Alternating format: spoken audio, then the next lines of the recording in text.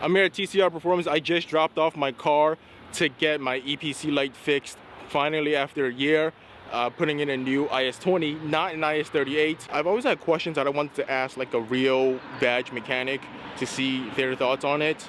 And what better person than Josh? He has seen millions of badge cars, GTIs, RS3s, even built his own. He's the perfect person if he'll let me like pick his brain about certain questions that he can provide better, well-rounded answers, you know, from a real mechanic versus me, like Facebook bro science stuff. So let's see what he says. All right, Josh. So you run TCR race or performance here, right? Yes, sir. And would you say this is more of a badge shop or like anyone could come here?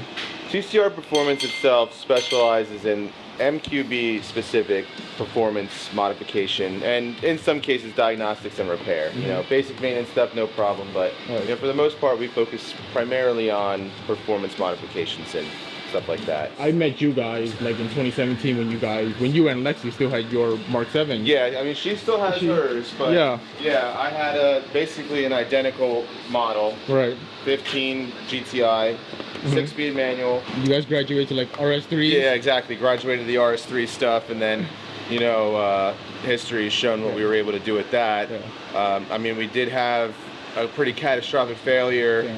November of 19, I think it was. And, you know, as soon as we were able to get stuff out, then COVID hit, and it took quite a bit, but the car is finally back up and running now. If like you just got a fresh new Mark 7 or Mark 8, I guess it's the same platform and everything. First 3 mods you would do that you think were like, you're the best bang for your buck. So when it comes to these cars, 4-cylinder cars, obviously with the Mark 7 GTIs, the easiest recipe, I mean, for me would have been intake downpipe, IS-38. And that would be it. Other than like aesthetical modifications, like if you want to do lowering springs or coilovers, although I really don't recommend coilovers, then that's pretty much where I say stop. Got you. Sure, you can build these motors to handle 800 horsepower, you know, 800 foot-pounds of torque, whatever. The same parts that we use in the RS3s, you can put in these. And you can see how much power we're making on those, but it's when things like, you know, the trans can't handle it. Move into an all-wheel drive 4-cylinder platform, yeah, you start to be able to use the power a little bit more, but again, are you chewing up gear sets? Are you breaking transmissions? Yeah, like not the same right. I mean, we run into the same problem with the RS3s. You want a bulletproof, daily drivable, reliable RS3. Keep it in that 700 to 850 wheel horsepower range. Mainly hybrid builds. All sorts of these modifications. You know, yeah, you get a super fast car, but it's not practical. Right. It's about being practical. You know, and what your expectations are. The majority of people just want something that's fast, reliable, and fun to drive. What would you say about JB4 versus a tune? Well, that really depends on how you feel about your warranty. You know, JB4 definitely has its place. It's definitely something that could be used to enjoy more of your car if you're still concerned about warranty. I've also had customers that leave the showroom floor, come here for thousands and thousands of dollars of work, disregarding any warranty that they had because they don't care. But I also have customers that are like, I need the warranty to last to the very last mile. And that's where JB4 would come in because it's a piggyback, you know? If you need to go in for warranty work, you unplug a couple of things and... Catalyst versus caddy downpipe, any performance-wise? To be honest with you, I don't think that really makes a difference. I don't have enough faith in aftermarket cats to really matter that much. You might like reduce a little bit of what smell you'd see coming out of the exhaust, and if you're really worried about how loud it is, you know, you can go with the catted. Quality cats are expensive. Purple tune, is that bad for these cars, or you think, or crackle tune? Everybody's like. So I honestly can't say with any absolute certainty if it's detriment. I think they're annoying. All right, lastly, blow-off valve, what do you think about? Does that do anything for these cars? Well, actually, the cool thing about these cars is because of the way that they meter air, so air speed density, they don't use a mass airflow sensor, you do have the option of running a blow-off valve, and that's purely personal preference. And I ran one of mine. I like the way it sounded on gear change. You know, that was something I did enjoy. So running a blow-off valve is perfectly fine. It's just, again, it's a personal preference. It's something you want to hear or not hear. Whether it's diverted back into the intake or bent into the atmosphere, it makes no difference. Is there like a performance aspect to that? No, well, the only performance aspect in it would be is the sense that these factory diverter valves actually suck really bad, and they leak. Well, they leak at the power levels that we see on the RS3s. Maybe not so much on these. Once you start getting up into big power, it's recommended. I mean, as you can see on a motor that we were building here. Casually have a... Yeah, just casually a fully built sleeved Daza, just chilling. Once you start flowing that much air, the factory diverter valve actually cannot vent enough air out of the charge system for it to be beneficial. You can actually start getting a lot of compressor surge. So that's when a larger blow-off valve is actually a necessity. That's it for all my questions. Thank you for taking the time. No problem. No problem. And yeah, I'm excited to have this up and running again. Yeah, being able to spool up a little bit again. Yeah. All right, so Josh said it was like a 5-hour job. So I guess we can go to Costco. All right, so you have known me for like 5 years. We both worked at Best Buy. Since you've known me that long, you've known me that I'm like GTI till I die. Yeah.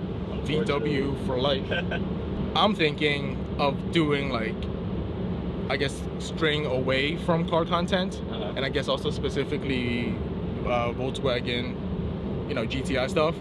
And here's my reasoning behind it. So give me your thoughts or reactions to it, because I feel like I'm done with everything with my car. I've done everything I've wanted to. Yeah. Because I think the next step would be big turbo, track build it or whatever. But then I'm like, I'm parking this in the streets of New York. It's already fucked up paint wise. Yeah, it wouldn't be worth it at that point. Right. And then also a part of me, I'm like, I kind of really want the GR Corolla. But also at the same time, because all my videos were top mods you could build, or whatever. All that information is still the same though. All the information it's still the same. The content isn't evolving. Right, because the same mods for the Mark 7 and even the Mark 8 new GTIs, it's more or less the same concept, the same thing that you would tell someone hey, what do I do in my car? It's the same 3 things.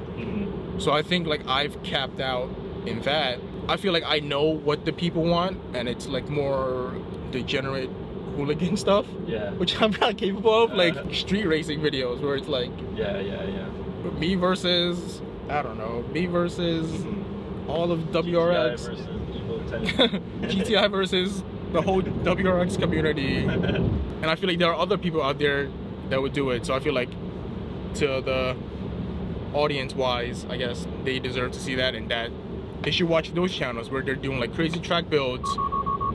If I continue doing car oriented content now, would I get a new car and just do the whole stuff to mod again, right? Yeah, redo it. Right, but then it's that's eventually gonna run out too. So then is it just gonna keep repeating how am I gonna buy a new car every 3 years to make videos for? So then that's why I'm thinking to step back from, I guess, car content overall. Yeah. And then my biggest fear, quote unquote fear, would be obviously the people that follow me for Volkswagen stuff would probably unfollow. So I think that's also the thing that a lot of other YouTubers deal with, where it's if I change it, am I gonna lose my present fans or whatever? Yeah, the rebranding. Also at the same time, it's also because I feel car content is super niche in YouTube.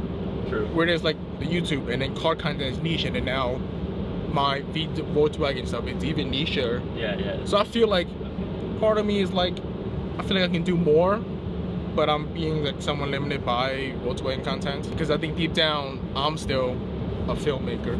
I mean, I've never made a film. I don't know if that counts. So then so I was gonna step back, do less car content, and then I don't know, do lifestyle content. Just got here to pick back up my car. Everything went well, and I'm just super excited to finally be back on boost and stage 2 power. I'm warmed up. Sport mode S5, do a little. It sounds amazing. My blow valve is working. I'm back. I'm so excited. Everything feels strong, pulls well. Seems Josh did a great job, and I'm just excited to have my car back again. And going back to what I said earlier about changing channel directions, I always welcome feedback from others. So please let me know what you think. Comment below oh, is this a great idea? Cool, we'll watch you no matter what.